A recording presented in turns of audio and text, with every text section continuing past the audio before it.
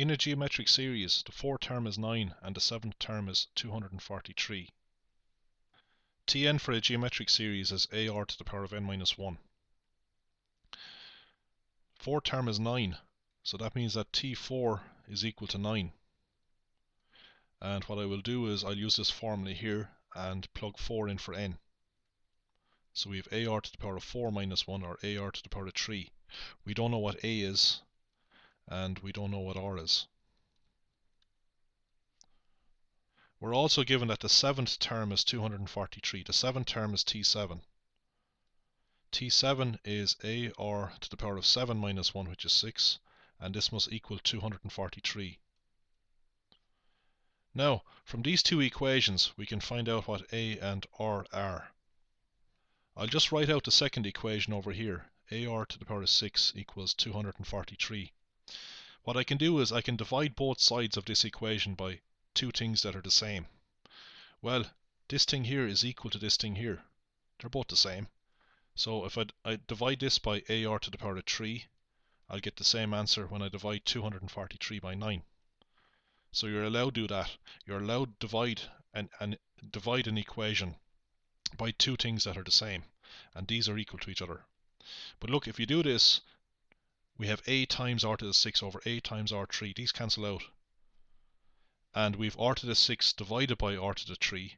That's r to the power of 6 minus 3. We just take this power and subtract this power. And 6 minus 3 is 3. So r cubed equals 243 divided by 9. That's 27.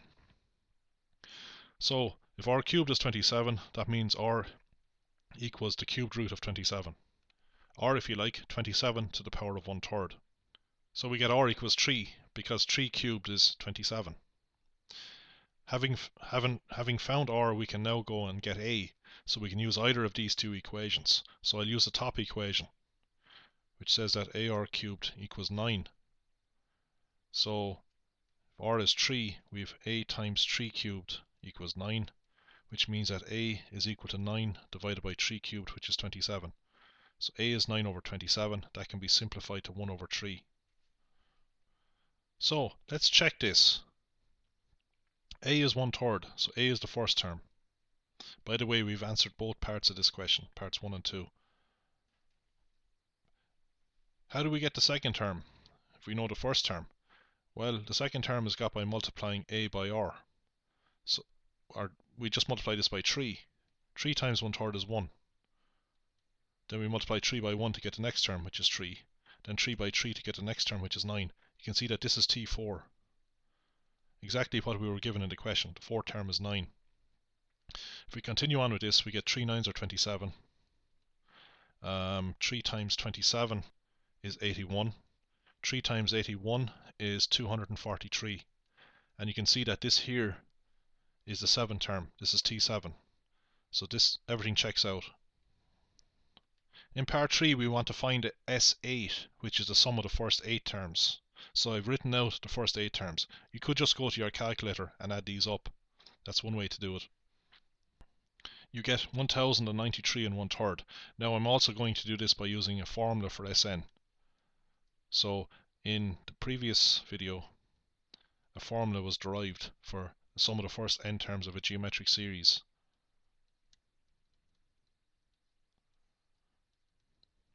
So what we want is S8. A, the first term, is 1/3, times 1 minus r, which is the common ratio, which is 3, to the power of n, which is 8, and all of this is divided by 1 minus r. Now I'll just calculate the top first. I'll calculate what's inside the brackets. That's 1 minus 3 to the power of 8. And we want to multiply that by 1/3, which is the same as dividing it by 3. So I'll divide that by 3. And we want to divide everything on top by what's underneath. Well, what's underneath is 1 minus 2. So I'll divide by minus 2. So there you have it. We get 1093 and 1/3. The first two terms of a geometric series are minus 6 plus 12, etc. Find r, the common ratio. We know that the common ratio is any term divided by the previous term. Now we only have the first two terms here, so if we take the second term and divide by the first term, we get r. This is minus 2. Now let's write out a few more terms, now that we have r. So you can see that minus 2 by minus 6 is plus 12. Minus 2 by plus 12 is minus 24. So the next term is minus 24. So this really should be a minus sign.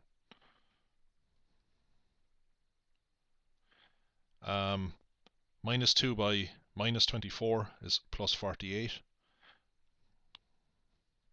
Minus 2 by plus 48 is minus 96. Minus 2 by minus 96 is plus 192.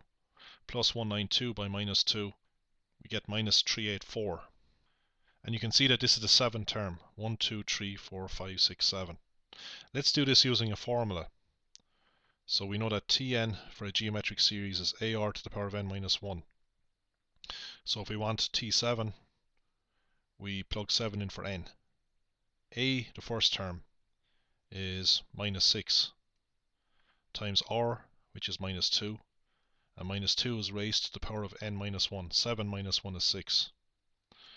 So what you would have to do is calculate minus 2 to the power of 6 first of all, and then multiply by minus 6.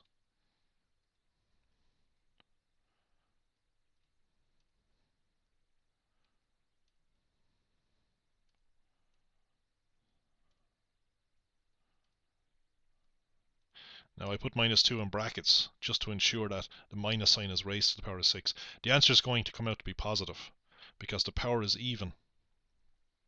A negative number raised to an even power will give a positive result. We get plus 64 and then we multiply that by minus 6. So we get minus 384. So there's two ways you could do this. Starting with the first term, how many terms of the series must be added to give a sum of 30?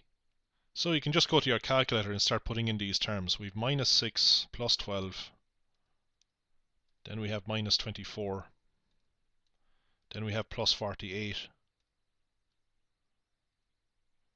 Actually, that gives 30. So the sum of the first four terms, or S4, equals 30.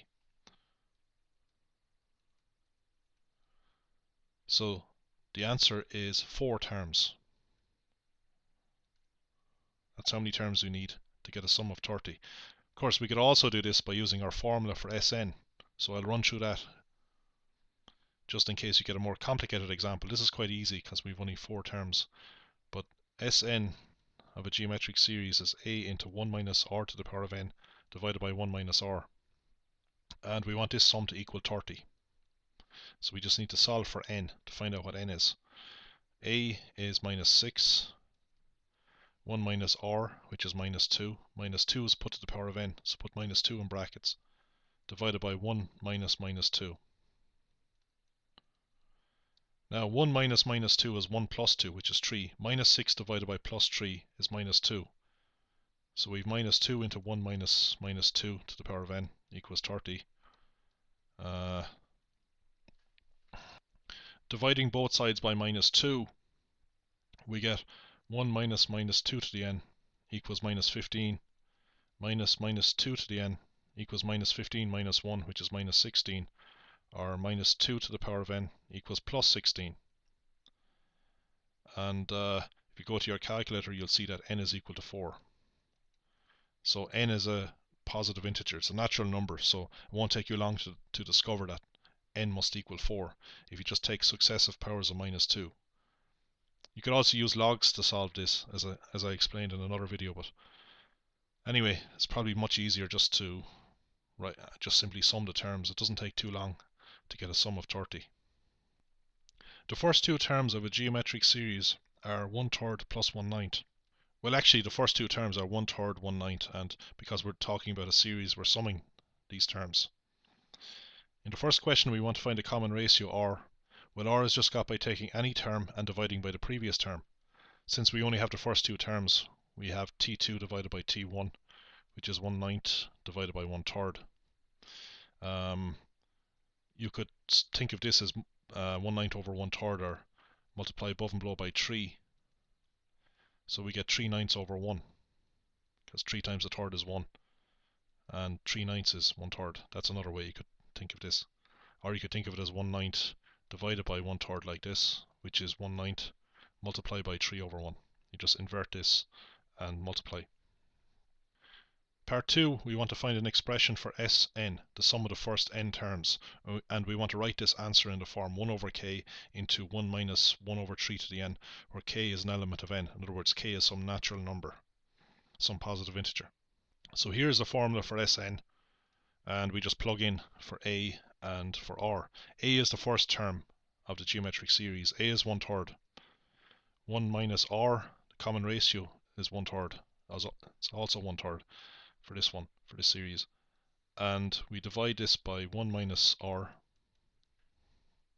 Now the denominator down here is actually 2/3. 1 minus 1/3 is 2/3. So we've 1/3 divided by 2/3. These 3's effectively cancel out. So we get 1/2 into the numerator.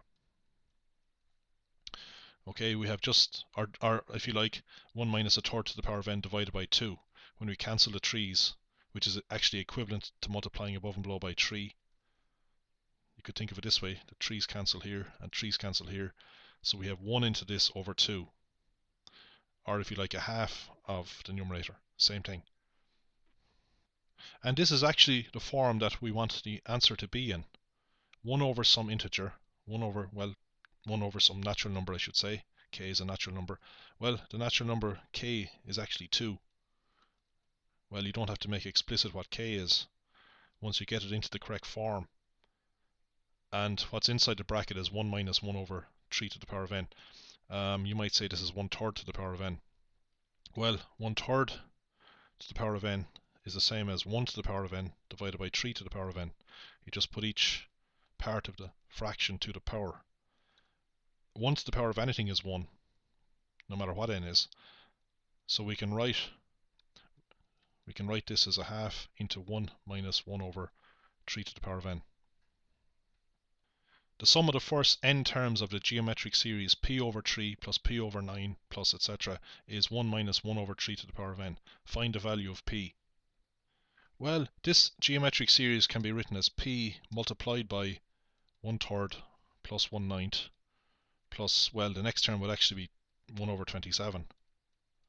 So this must be p over 27. So it's assumed here that p is in the numerator. P is in the numerator for all of these fractions. So basically, we're summing the first n terms of this series. So we have to see what the nth term is. Well, actually, we don't have to find out what Tn is. I just write Tn in here for the nth term. This indicates that we're summing as far as the nth term. And we're given that this sum is equal to 1 minus 1 over 3 to the power of n. Now, we actually know what this thing in here is, inside the brackets is. It's Sn for our original series. So this is our original series, 1/3 plus 1/9 plus 1 over 27, etc. That's exactly what we have inside the brackets. So the only difference between this series and our original series is that we multiply our original series by p.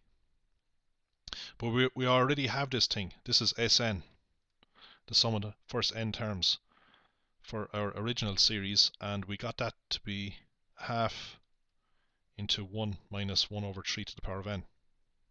So if we multiply p by this, we must get 1 minus 1 over 3 to the power of n.